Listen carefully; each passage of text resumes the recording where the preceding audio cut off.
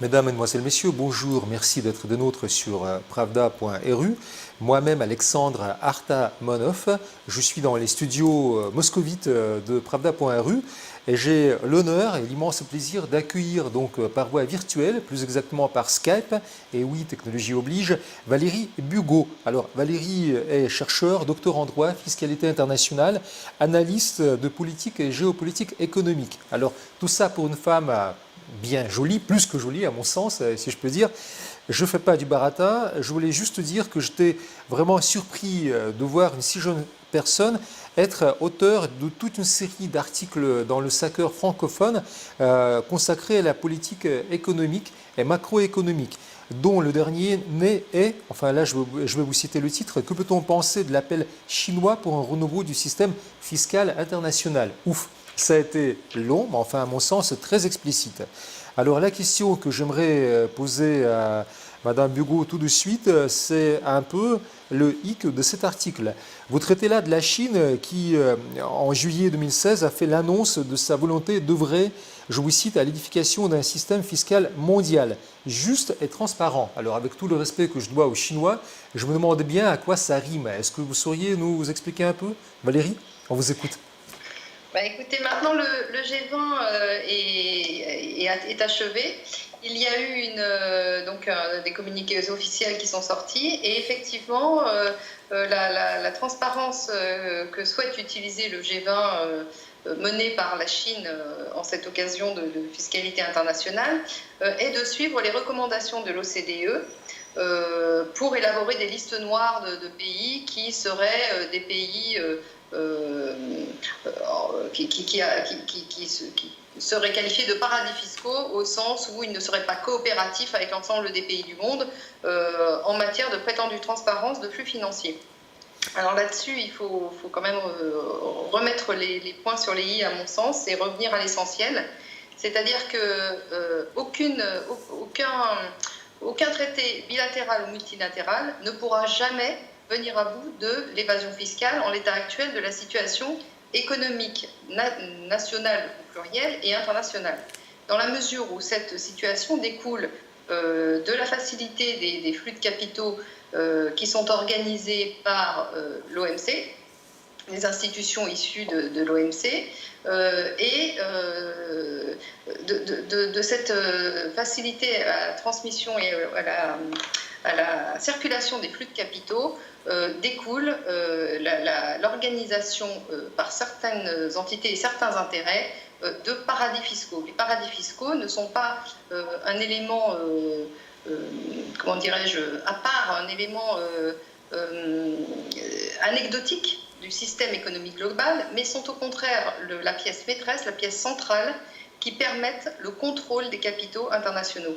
Et ces paradis fiscaux sont organisés par des gros cabinets d'audit américains qui ont également organisé la circulation des capitaux et les institutions de l'OMC de façon à favoriser non pas le libre-échange au sens global ou général que le terme de la façon dont ce terme résonne pour la plupart des gens, mais de façon à ne favoriser que les multinationales et les plus gros détenteurs de capitaux. C'est quelque chose qui n'est jamais dit, qui n'est jamais évoqué par personne et contre lesquels aucun traité bilatéral ou multilatéral d'échange d'informations, qu'il soit automatique ou non automatique, ne viendra à bout. Parce que tout ça repose sur l'anonymat des détenteurs de capitaux par le biais de la personnalité morale des entreprises. Quand je dis de la personnalité morale, je cite en premier lieu les trusts anonymes qui sévissent en premier dans les paradis fiscaux et contre lesquels aucun État n'a les armes juridiques pour lutter, puisque un État pourra dire à un autre État qui abrite des capitaux occultes, voilà, moi je veux des informations concernant telle et telle structure. Et l'État qui abrite cette structure va répondre tout naturellement, écoutez, moi je vous donne les informations que j'ai, mais je n'en ai pas d'autres parce que mon système juridique ne m'habilite pas à donner les noms des personnes qui sont derrière ces structures. Donc cette histoire d'échange d'informations est une vaste fumisterie dans la mesure où on continuera à admettre des entreprises, des structures juridiques qui rendent l'anonymat des capitaux parfaite. Voilà. L'échange de données se heurte à l'organisation juridique des paradis fiscaux eux-mêmes et des structures qui abritent les capitaux. Vous savez Valérie, vous nous expliquez des choses qui pour moi coulent de source parce que j'avoue être d'une crassignardise dans le domaine donc, de la macroéconomie et surtout donc, de tout ce qui est titre de valeur. Or, vous commencez votre article en citant les Panama Papers, si je m'abuse, c'est bien cela je crois, non? Panama Papers. Oui, j'en ai parlé. Oui. Évasion fiscale dont les Panama Papers sont l'un des derniers avatars. Eh bien, donc, vous parlez justement de ces titres de valeur. Bon, enfin, vous avez tout expliqué, mais ensuite, vous passez à la monnaie européenne et monnaie internationale. Et là, ça devient intéressant parce que vous traitez l'euro de scélérate monnaie, entre guillemets. Alors, sans que je vous dise le contraire, je voulais juste connaître un peu donc, les tenants et les aboutissants de cette affaire. Pourquoi est-ce que vous le traitez comme ça? Oui.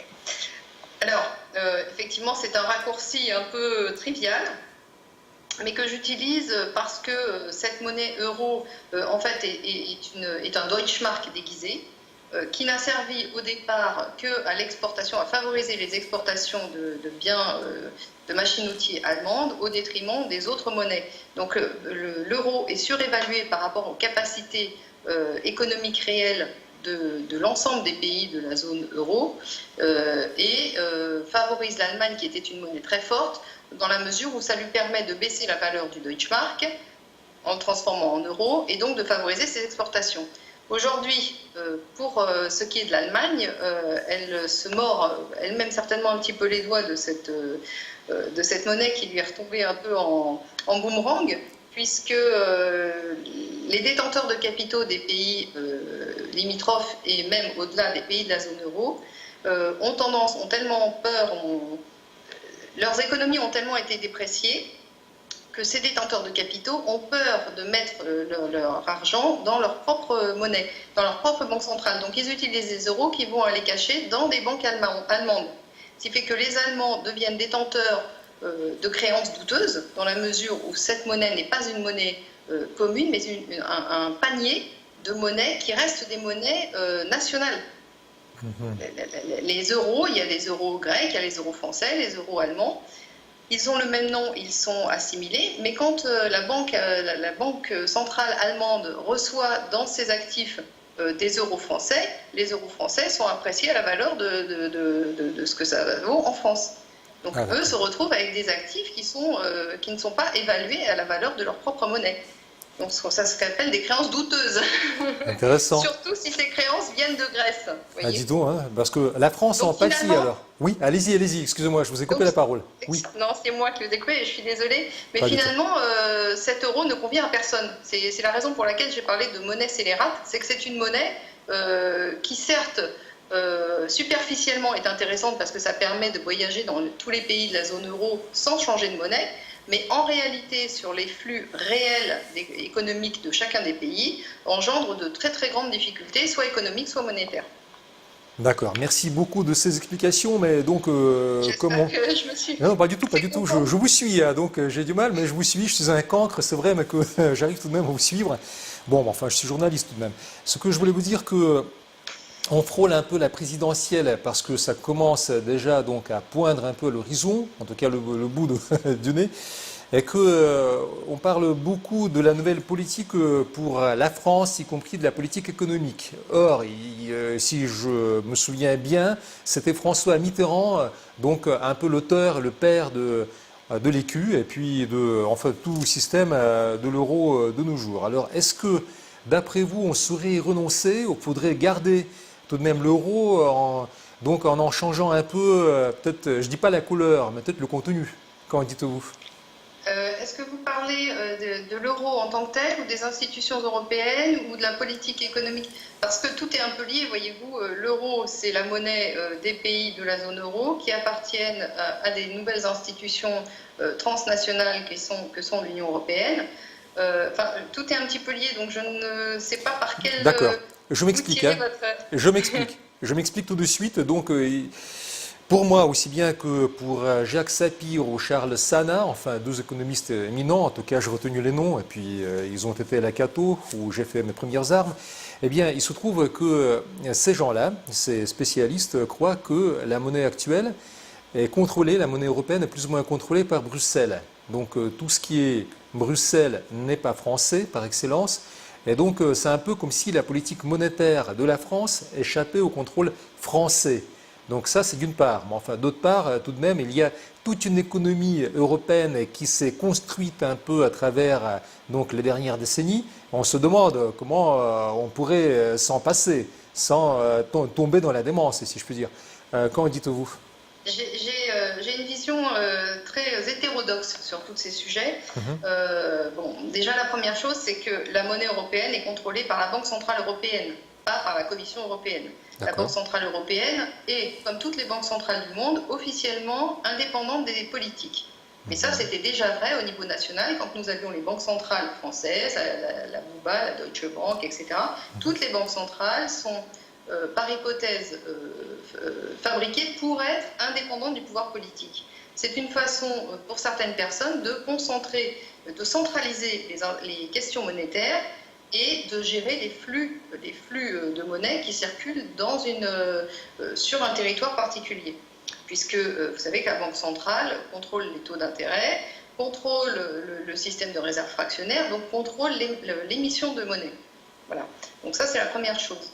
La deuxième chose, les questions économiques, effectivement, relèvent de plus en plus... Enfin, relèvent, j'ai envie de dire par essence, puisque des institutions européennes, puisque vous savez que l'Europe, en réalité, c'est la version politique du libre-échange. C'est comme ça que je l'ai appelé, parce que ça a commencé par la CECA, ça a toujours été un projet économique au départ, et sur lequel se sont greffées des institutions qui gèrent des problématiques économiques. Si vous lisez les traités européens, eh bien ces traités ne parlent essentiellement que d'une chose, c'est d'économie. Alors effectivement, ils gèrent des institutions, mais les institutions ne peuvent évoluer qu'à l'intérieur de la conception économique globale de la société. C'est-à-dire que vous avez vous avez une organisation en tribunaux, mais ces tribunaux sont enserrés par les règles des traités, qui sont des traités économiques. De la même façon, vous avez un Parlement, mais le Parlement n'a pas l'initiative des lois, et le Parlement ne peut faire qu'une chose, c'est appliquer les règles des traités, qui sont des traités économiques. Donc c'est une vision, l'Union européenne, il faut comprendre que ce sont des institutions qui ne sont que la traduction politique du libre-échange que nous connaissons par ailleurs par les institutions de l'OMC, mais qui étaient déjà en vue à l'époque du GATT. Voilà. D'accord. Bon, voilà qui est plus clair. Et tout de même, je vous pose la question, que pensez-vous de la politique économique proposée par le Front National? Parce que, en fait, ceci n'est pas très clair ni transparent dans les propos de Marine Le Pen. On dirait qu'elle veut à la fois qu'il y ait toujours un échange dont vous avez parlé tout à l'heure. Enfin, je peux dire que ce n'est pas aujourd'hui que ça a commencé.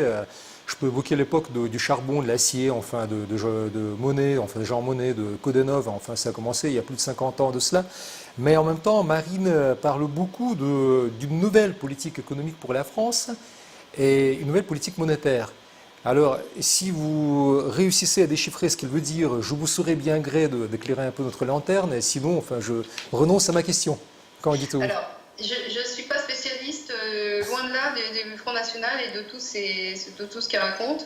D'autre part, il est évident qu'ils essayent de rassembler le maximum d'auditeurs et pas de candidats, mais de voix possibles pour les futures présidentielles. Donc, ils sont prêts, à mon avis, à dire un peu tout et le contraire de tout. Ça, c'est la première chose. C'est les contraintes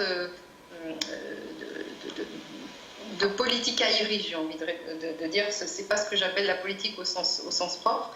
Il n'y a pas de politique économique possible, il n'y a pas de renouveau de politique économique possible, il faut bien le comprendre, tant que nous serons dans les institutions de l'Union européenne.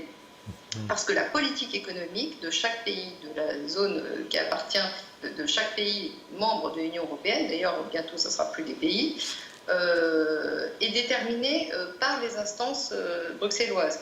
Donc j'ai envie de dire que tout ce qui se raconte au-delà de ça tout ce que les politiques peuvent dire à un moment ou à un autre en matière d'économie et de politique économique française n'existe pas. La politique économique française au sens strict n'existe plus. Ça n'existe plus. Voilà. Donc, voilà qui est clair. Merci beaucoup, parce que je saurais au moins à quoi m'en tenir. Et donc, si je revenais tout de même à votre article, parce que j'ai essayé tout de même de le décortiquer, d'aller au fond de votre pensée, tout au bout, enfin dans l'un des derniers paragraphes, vous évoquez la déconstruction, je vous cite, systématique et consciencieuse du système économique, financier et fiscal international tel quel. Enfin, je comprends très bien que vous voulez renoncer à des paradis fiscaux, mais est-ce que déconstruire tout ce qui a été fait un peu par la pensée économique anglo-saxonne du XXe siècle ne relèverait pas tout de même, je dirais pas d'une débâcle, mais d'un grand problème insurmontable pour l'économie mondiale? Parce que je ne vois pas trop comment on peut procéder. Qu'en dites-vous? Effectivement, plus on laisse traîner des institutions non pertinentes pour la majorité des gens, plus ça s'éternise dans le temps et plus il devient difficile, je ne vais pas dire impossible, de revenir en arrière. Néanmoins, tout ça, tout ce qui a été créé par l'homme peut être défait par l'homme. Revenir sur les institutions de l'OMC, revenir sur les flux de capitaux qui transitent par les paradis, revenir sur le système des banques centrales, tout ça ne nécessite qu'une volonté politique au final, puisque rien n'interdit aux États, rien n'interdirait à des États indépendants de reprendre le contrôle de leur monnaie et le contrôle de leur économie en ne faisant que des traités commerciaux avec les gens qui leur conviennent et aux conditions qui leur conviennent. Actuellement, ce n'est pas ça. Nous avons le modèle de l'OMC et de l'OCDE qui imposent des traités internationaux, qui imposent des modèles qui ne sont favorables qu'à une seule chose, c'est les multinationales, au sens large, bancaires inclus. Donc, c'est surtout j'ai envie de dire, il faut enseigner, il faut faire un effort didactique vis-à-vis des gens pour leur faire comprendre que la fin de ce système intégré ne signifie pas un retour sur soi ou à l'économie du Moyen-Âge. Il est absolument possible de continuer à échanger avec tous les pays du monde en restant maître à la fois de sa monnaie et de ses volontés politiques en matière économique. Voilà, c'est Voilà, tout. ces amitiés économiques, voilà. C'est tout dit. Je veux dire que vraiment, pour moi, c'est une formule, presque un aphorisme. Enfin, je veux dire, rester fidèle à sa propre monnaie, garder sa souveraineté économique et donc ne pas y renoncer, ne pas tout de même suivre ce modèle anglo-saxon. Mais je me faisais tout de même un peu de soucis, eu égard à donc l'intégration profonde de toutes les économies, en tout cas occidentales, et à quoi ça pourrait mener si on déconstruit un jour. Eh bien, la toute dernière question, Valérie, parce que je ne voudrais pas abuser de votre temps ni de votre énergie, vous avez mis beaucoup à contribution. Vous avez évoqué vous-même le G20. Alors, une question qui dépasse un peu le problème fiscal et qui a trait à l'avant-dernière, ce n'était pas la dernière, mais l'avant-dernière proposition chinoise faite à Poutine l'an dernier, si je m'abuse, sur la création, peut-être pas d'une monnaie unique entre la Chine et la Russie, enfin ça n'est pas allé aussi loin que ça, mais en tout cas un nouveau système pour le décompte des pétrodollars. Enfin, ce que les Chinois voudraient bien que les dollars ne soient plus utilisés donc, pour les compter un peu le baril, mais que ce soit peut-être des yuan, en tout cas pas les roubles, oui. Ça va de soi. Qu'en dites-vous si vous êtes intéressé à ce problème? Alors, j'ai toujours une vision un tout petit peu décalée par rapport à ce qu'on entend à droite et à gauche, c'est-à-dire que en soi, ça me paraît être une bonne idée, comme à tout le monde, comme à tout un chacun. Néanmoins, il faut quand même comprendre que ça s'inscrit dans une stratégie très particulière qui est la chute du dollar, qui a été organisée par les plus grands banquiers internationaux et qui ne permet pas de dire que nous allons sortir de la domination. Nous allons sortir de la domination américaine, c'est une certitude. Maintenant, est-ce que nous allons sortir de la domination tout court? J'ai les plus grands doutes sur cette question, puisque que vous soyez soumis à une monnaie qui s'appelle le dollar, ou à une monnaie qui s'appelle les DTS, ou à une monnaie qui s'appelle le yuan, renminbi, ou une autre, ne change pas la problématique de fond, qui est le contrôle de l'économie globale. Ce qui importe vraiment, c'est que les monnaies redeviennent indépendantes et souveraines des États dont elles sont une émanation, de façon à ce que ces monnaies qui seraient à nouveau, puisqu'elles ne le sont plus, je me demande si elles l'ont été, en tout cas dans les 200 dernières années, qui n'ont pas été souveraines, mais qui devraient redevenir souveraines, c'est-à-dire sous le contrôle, non pas des banquiers, mais des politiques. Il faut changer la conception fondamentale que l'on se fait de la vie en société. Il s'agit de redonner au fait politique la souveraineté qu'elle a perdue au détriment du fait économique. Aujourd'hui, c'est l'économie qui contrôle à la fois les monnaies, qui contrôle les politiques, qui contrôle donc par voie de conséquence les armes, alors qu'il faudrait vraiment que ce soit les politiques qui reprennent le contrôle des monnaies, c'est-à-dire de la masse monétaire en circulation, des amitiés économiques et monétaires qu'ils veulent ou pas assumer. Oui. Je ne pense pas que échanger le dollar pour une autre monnaie mondiale soit, comment dirais-je, un avantage en soi. Il est évident que faire disparaître la domination du dollar et des États-Unis actuellement est une nécessité, mais si ça s'arrête là, ça ne sera pas suffisant, puisque nous retrouverons les mêmes problématiques sous d'autres noms dans 2, 5, 10, 20, 30 ans. Il faut maintenant aller au fond, aux sources des problèmes pour essayer de comprendre d'où vient la domination réelle et essayer de reprendre le contrôle de ce phénomène. C'est comme ça que il faut un peu lire tous les articles que j'ai écrits pour peut-être me suivre, parce que ce sont des problèmes complexes. Et il faut aussi écouter et lire ce que d'autres gens de plus en plus se permettent maintenant d'expliquer. Le problème de la domination, ce n'est pas une domination localisée. Aujourd'hui, les États n'existent plus. J'ai envie de dire, vous êtes peut-être presque une exception en Russie, puisque vous avez un pouvoir qui essaye d'échapper à la domination globale. En tout cas, c'est l'image qu'on en a de l'extérieur. Mais en tout cas, en Occident, les États n'existent plus. Les États ne sont plus des États. Ils sont sous le contrôle et la domination totale des financiers. Et les financiers ont des projets qui ne sont pas forcément des projets très démocratiques. Et ces projets sont des projets mondiaux. Donc je mets en garde tous les États du monde qui aimeraient être indépendants. Il n'y aura pas d'indépendance politique tant qu'il n'y aura pas d'indépendance et de souveraineté monétaire et économique. Ce n'est pas possible. C'est une question de cause et d'effet. D'accord. Bon, bah, écoutez, vous avez un point de vue, comme toujours, très original, Valérie. Enfin, sans que je parle, comment dire, en mal, c'est plutôt une constatation positive pour moi, parce que là, les autres ne font très souvent que répéter à tue-tête les mêmes arguments. Vous allez carrément au fond du problème, donc déconstruire un peu cet état de choses qui s'est forgé un peu à travers les décennies et faire en sorte que les peuples retrouvent leur souveraineté. Permettez-moi juste de vous dire que pour les pays du BRICS, il n'y a pas que la Russie, c'est un peu, en tout cas, ce à quoi ils aspirent, que je prenne l'Inde ou la Chine, ou enfin, peut-être même le Brésil, qui est plus ou moins assujetti aux États-Unis, mais qui aspire à retrouver sa liberté. Ou peut-être vous allez me corriger, je me trompe, non, quand vous dites vous? Non, non, je pense que les peuples aspirent à retrouver leur liberté, mais les banquiers n'aspirent pas, n'ont pas les mêmes aspirations. Et pour l'instant, les institutions sont tenues par les banquiers. Donc je pense que c'est pas le débat mérite d'être clarifié dans la mesure où il faut préciser les intérêts des uns et des autres.